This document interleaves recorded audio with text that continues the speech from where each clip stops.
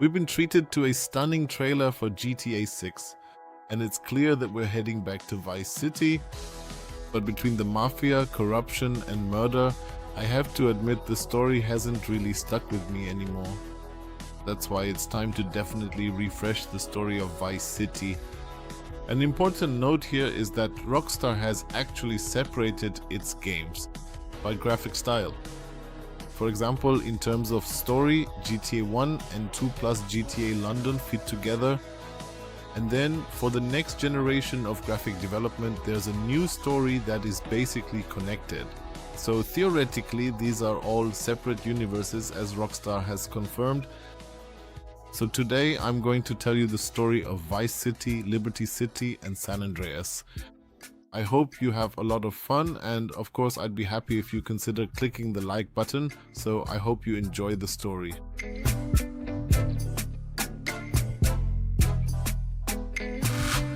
Back in 1986, the story of GTA Vice City begins with a man that honestly nobody really wants to see back. Tommy Vercetti is released from prison after 15 years. He used to be a man of the Forelli family from Liberty City, but after all these years, to Sonny Forelli, the Don, he's less than that. Not so much a prodigal son, but more of an unresolved issue. Sonny doesn't know what to do with him, so he sends him far away to Vice City. Officially, Tommy is supposed to secure a major drug deal for the family there. In truth, it seems more like Sonny just wants to keep a dangerous man out of sight until he knows whether he'll be useful to him or eventually become a problem himself.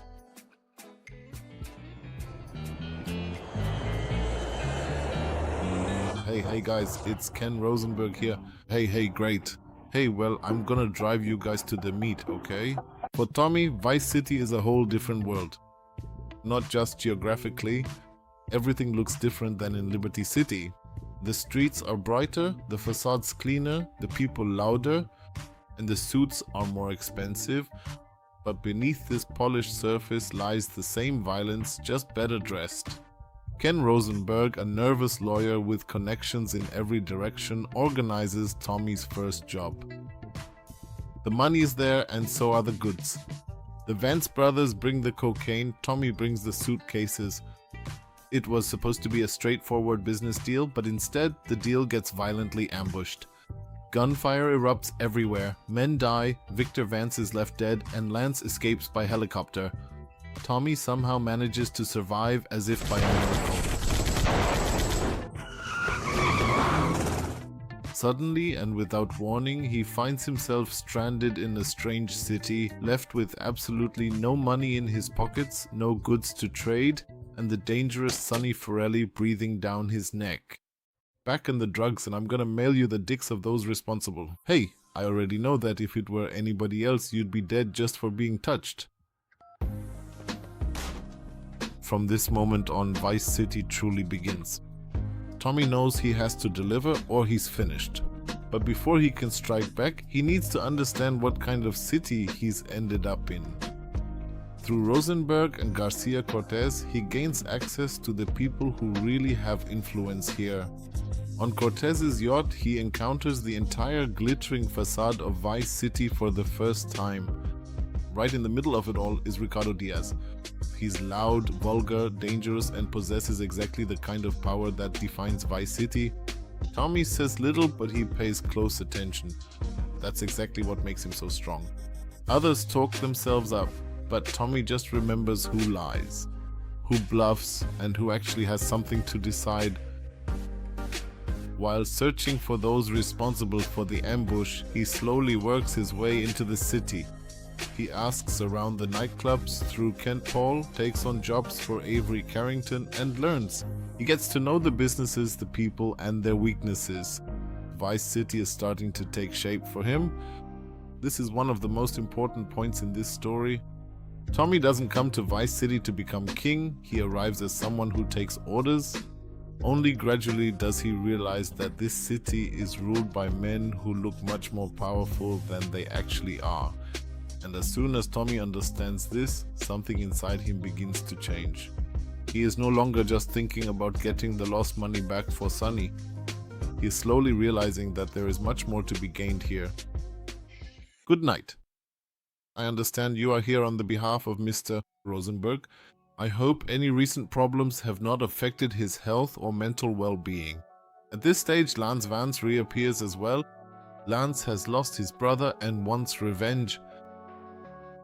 Tommy needs answers, and both of them suspect that Ricardo Diaz is behind the ambushed deal. The only difference is that Lance is burning with anger, while Tommy waits quietly and patiently.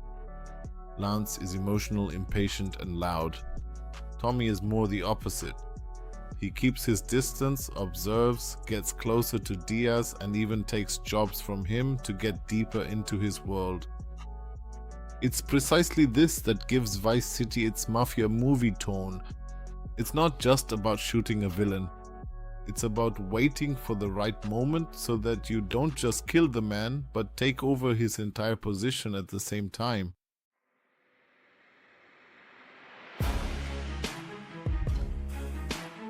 Tommy quickly sees what kind of person Diaz really is.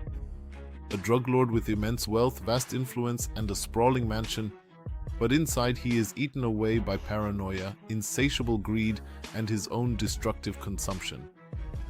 Diaz has power but no peace. Men like him only hold an empire together until someone comes along who is more disciplined. And that man is Tommy. When Lance finally becomes too impatient and almost causes everything to escalate too soon, Tommy has no choice but to finish the job. Together they strike back at Diaz, storm his mansion, and kill him. For Lance, it's revenge. For Tommy, it's the moment when everything shifts. With Diaz's death, the original problem is actually solved. The man behind the heist is dead. But this is exactly where Tommy's real rise begins. Because instead of being satisfied with a small share and reporting back to Sonny, he realizes that a very different throne in Vice City has just become vacant. And Tommy isn't the kind of guy to just walk past something like that. He starts to take back the city piece by piece. He gathers men around him, organizes protection rackets, takes over sources of income, buys businesses, creates legal fronts, and builds from the chaos. A single unified system. This is the moment when the man who was just keeping Sonny busy becomes a true boss. This is precisely where Vice City's strength lies within this timeline. Tommy doesn't just build a criminal network, he also breaks away internally from Liberty City. Sonny had believed he could send him down south and later bring him back in. But down there, Tommy completely slips out of his control. Thus, Vice City does not become a branch of the Four Allies. Vice City becomes Tommy's city.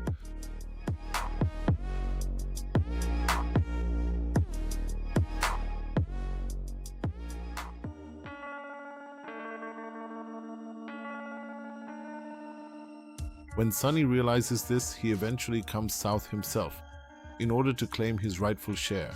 And then comes the final blow, which makes this story so bitter and at the same time so fitting. Lance Vance ultimately betrays Tommy. Of all people, the man with whom he overthrew Diaz chooses to side with Sonny. Perhaps it was out of envy, perhaps out of a deeply wounded sense of pride, or perhaps because he could never accept always being the second in command. Tommy survives even that. He kills Lance, then he kills Sonny afterwards. And with this moment, not only does a power struggle end in 1986, but so does Tommy's old ties to Liberty City. The former mafia soldier has become the ruler of Vice City.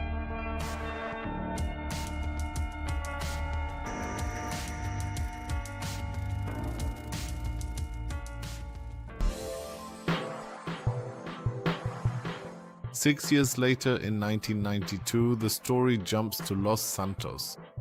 There, with Carl Johnson, whom everyone just calls CJ, a completely different chapter of this saga begins. CJ makes his way back from Liberty City because his mother was tragically murdered. Even before he reaches Grove Street, he is intercepted by Frank Tenpenny, a corrupt cop who, together with his unit Crash, exerts total control over the entire neighborhoods and moves people around like pieces on a chessboard. Tenpenny makes it immediately clear to CJ that he can use him at any time. There is no easy reconciliation waiting for him at home. Sweet, CJ's older brother and leader of Grove Street, is full of anger because CJ ran away years ago. Big Smoke greets him at first just like in the old days. Ryder also seems like a man from the old days. Kendall, his sister, has long since grown up. On top of everything else, there's also the death of Brian, the younger brother, whose loss had already weighed on the family long before their mother's death. Los Santos itself is hardly recognizable anymore. The ballers have become strong and the streets are flooded with drugs. And Grove Street is just a shadow now. A shadow of what it once was. We losing the streets, man. Nah, we are standing by our principles. Every day the ballers get stronger while we get weaker. This is the biggest chance to make money that guys like us will ever see, us will ever set. They got everything I need, man. I thought we were in this for the hood.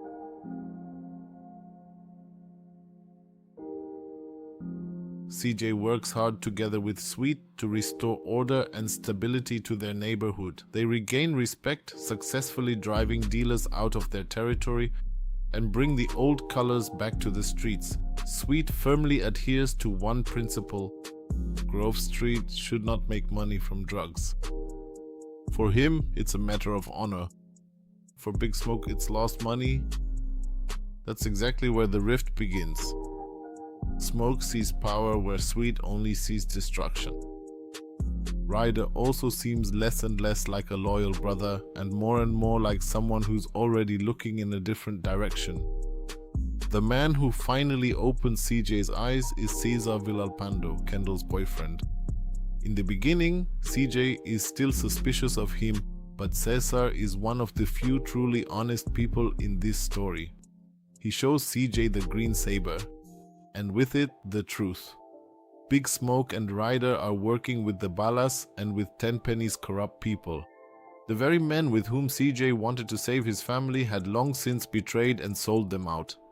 And they're most likely also behind the attack that was actually meant for Sweet, but in the end, it struck and killed his mother.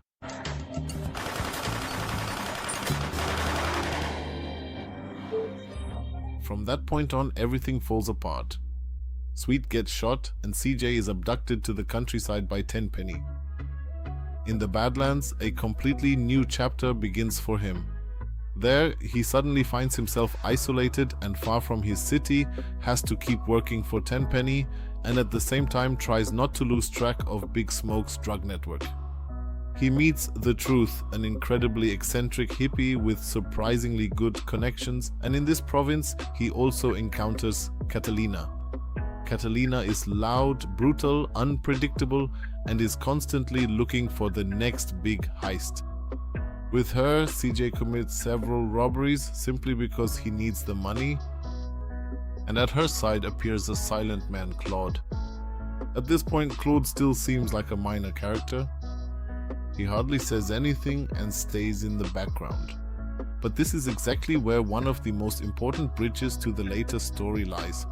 Because after the events of San Andreas, Catalina and Claude head together toward Liberty City. What starts small here will escalate significantly later in the story.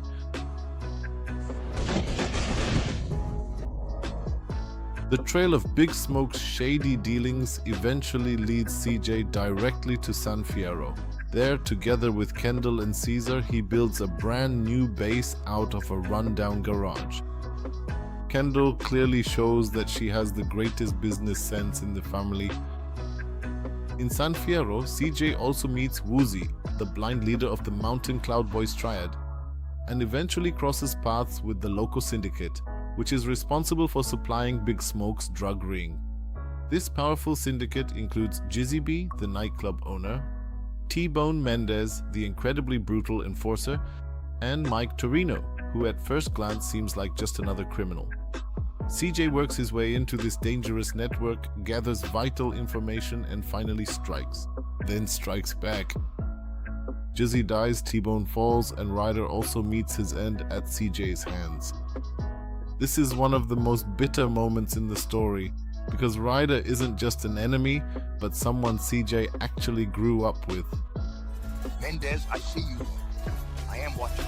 Those reefer motherfuckers are finally dealt with. However, shortly after the dust settles, it becomes abundantly clear that Mike Toreno is much more than just some ordinary run-of-the-mill drug dealer. He actually works for a shady, top-secret government agency, and he begins using CJ as a pawn for his own high-stakes missions. In exchange for this dangerous work, he promises him something that truly matters more than anything: the eventual release of his brother Sweet from prison. Sweet, his brother, is supposed to be released.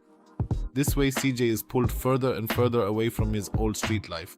For example, he learns to fly, gets himself an airfield, takes on missions in the desert, and suddenly finds himself in a whole new world. A world of agencies, intelligence services, and really big business. Nevertheless, his true goal always remains the same. Everything he does in the end, he does for his family. The most important connection to Vice City is then made in Las Venturas. That's where Ken Rosenberg reappears, the nervous lawyer we know from Vice City who once accompanied Tommy Vercetti.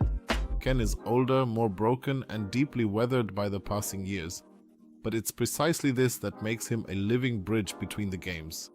Standing next to him is Salvatore Leone, one of the major mafia bosses from Liberty City. This makes San Andreas the definitive link between Tommy's world and the later story of Claude. CJ works in Las Venturas for Woozy, and the Four Dragons casino gets caught right in the middle of the conflict with the mafia family and even leads to a mission in Liberty City later on. Even when he attacks Marco's Bistro in St. Mark's. At the latest there, it becomes clear that these three games take place in the same underworld, and that the power from the north has long since reached all the way to the west.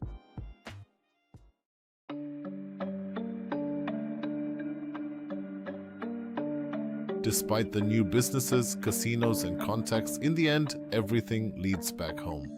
Mike Toreno keeps his word and Sweet is released. But when CJ tells him about villas, garages, and airplanes, and a whole lot of money, Sweet doesn't want to hear any of it. For him, only Grove Street matters. And when the brothers return, they find their old home completely devastated. Dealers are everywhere, crack and the ballas have overrun the neighborhood. So the brothers set out together once more, reclaim their territory, rescue old friends from Big Smoke's drug den, and slowly restore order to the chaos. And then, of course, the final collapse has to follow. Frank Tenpenny is acquitted, Los Santos erupts. Amid riots and in the midst of this burning chaos, CJ and Sweet finally find their way to Big Smoke. Smoke has barricaded himself in his own palace of drugs, money, and a whole lot of armed men.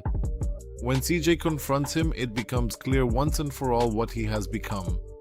Smoke never wanted just family or the street. He wanted power, wealth, and his name to be remembered by the whole city forever. But that's exactly what broke him in the end.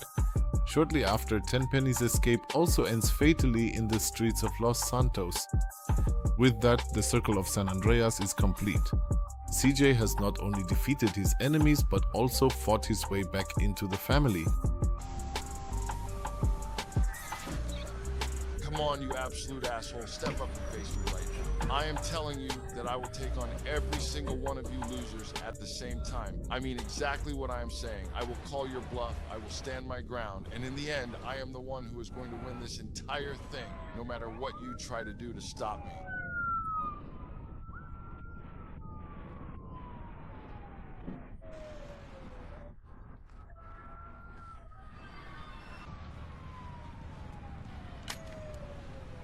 I just want to be safe and clean, man. That's all. That's cool. You don't have to bring in any more cops. He lost his life in a car accident. No one left to judge. Let's go. Way too far, man. I mean, you beat the system. I've spent 30 years trying to beat the system, but you pulled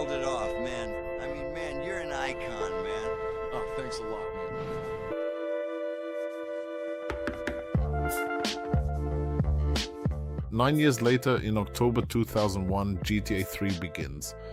And right now, the long-standing connection between Catalina and Claude is finally paying off. By this point in time, the two have arrived in Liberty City and are in the middle of robbing a major bank together.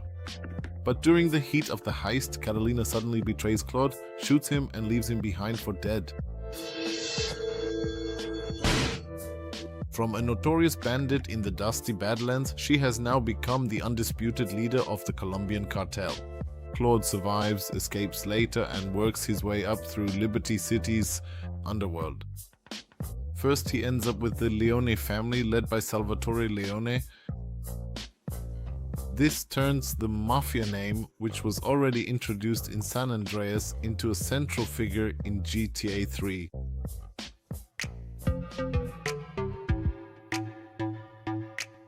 Claude helps the Leones in their war against the Triads and the cartel.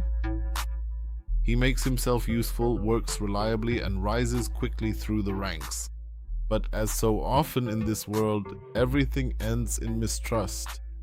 Salvatore becomes paranoid and wants to get rid of Claude, but his girlfriend Maria warns him in time.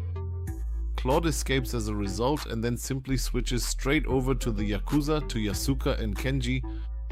In Liberty City, another connection to Vice City resurfaces: Donald Love. In Vice City, he was still an ambitious young man in the circle of Avery Carrington. Now he is a powerful media mogul, real estate shark, and mastermind.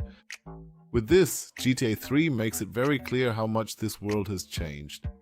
In Vice City, classic bosses still ruled, ones with mansions, nightclubs, and plenty of armed men.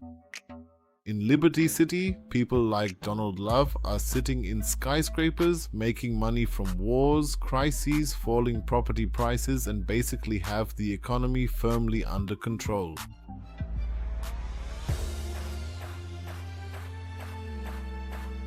Claude gradually closes in on Catalina. Miguel, one of her men, suddenly makes a reappearance and the cartel finds itself under intense pressure. And in the end, Catalina even kidnaps Maria to successfully lure Claude into a trap. But this time she doesn't get away. Claude pursues her to the final showdown at the dam, ultimately kills Catalina, and in doing so, not only concludes his personal quest for revenge, but also the very last major thread that originally began in San Andreas. So, this story can be summed up well and in a classic way. Vice City depicts the dramatic criminal rise of Tommy Vercetti in 1986, who is frequently underestimated by his own mafia, and in the end, he takes over an entire city. San Andreas depicts Carl Johnson's struggle in 1992 as he fights for his family, his street, and his own name. He has to reclaim them from betrayal, drugs, and corruption. And GTA 3 vividly portrays the coldest phase of this world in 2001, where Catalina and Claude meticulously settle the final remaining loose ends from San Andreas. Meanwhile, Salvatore Leone and Donald Love demonstrate exactly how the old underworld has transformed over the years. That's how the games are connected. It is not simply the story of a single hero, but rather the story of an entire criminal world that has evolved and transformed over 15 years.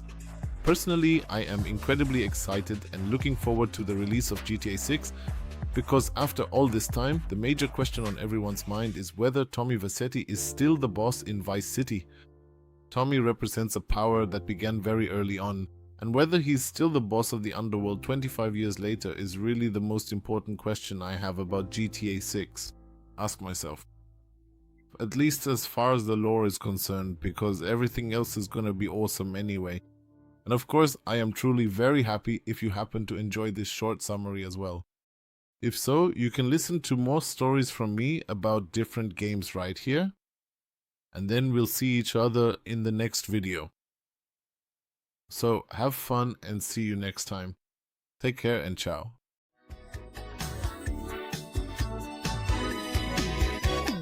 Hello there everyone, and welcome back to the video today.